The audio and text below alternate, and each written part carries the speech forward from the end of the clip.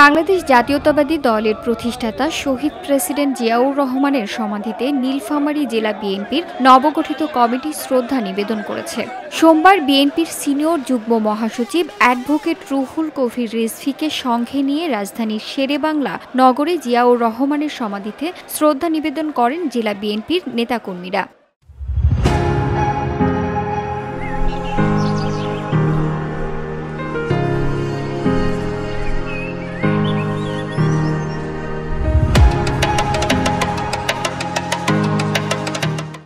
সাংবাদিকদের প্রশ্নের জবাবে শাহরিন ইসলাম চৌধুরী তুহিন বলেন, ছাত্রদল থেকে উঠে আসা বিএনপির ছোট ছোট বাচ্চাদের যে কর্মসূচি শুরু হয় স্কুল থেকে, সেই রকম আজকে বিএনপির এই নীলফামারীর কমিটি হয়েছে।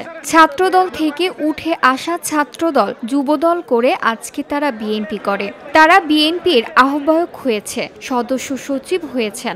বিএনপির শক্তি এখানেই। এভাবে বিএনপি আরও শক্তিশালী হবে এবং নীলফামারী বিএনপির দুর্গ হিসেবে বিবেচিত হবে।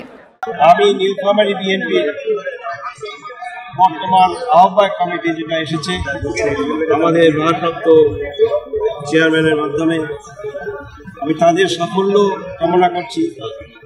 আপনাদেরকে জানাতে চাই যে দেশের বিভিন্ন জায়গায় যেরকম হয়েছে, আমরা এই প্রথমবারের মতো দেখছি যে ছাত্রদল থেকে উঠে আসা বিএনপির ছোট ছোট বাচ্চাদের যে কর্মসূচি শুরু হয় স্কুল থেকে, সেরকম আজকে বিএনপির এই নীলফামারীর কমিটি হয়েছে ছাত্রদল থেকে উঠে আসা, ছাত্রদল যুবদল করে আজকে বিএনপি করে তারা বিএনপির আহ্বায়ক হয়েছে, বিএনপি সদস্য।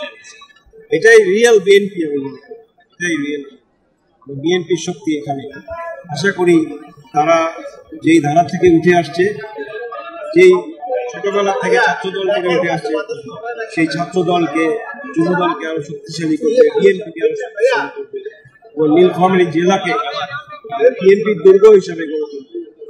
এ সময় উপস্থিত ছিলেন বিএনপির যুগ্ম মহাসচিব হাবিব উন নবী খান সোহেল ও নীলফামারী ১ আসনের সাবেক সংসদ সদস্য প্রকৌশলী শাহরিন ইসলাম চৌধুরী তুহিন, বিএনপির কেন্দ্রীয় কমিটির সহ সাংগঠনিক সম্পাদক আব্দুল খালেক, অধ্যাপক আমিনুল ইসলাম, নীলফামারী জেলা বিএনপির নবগঠিত কমিটির আহ্বায়ক মীর সোহেল ফারুক, সদস্য সচিব ASM সাইফুল্লাহ রুবেল উপস্থিত ছিলেন।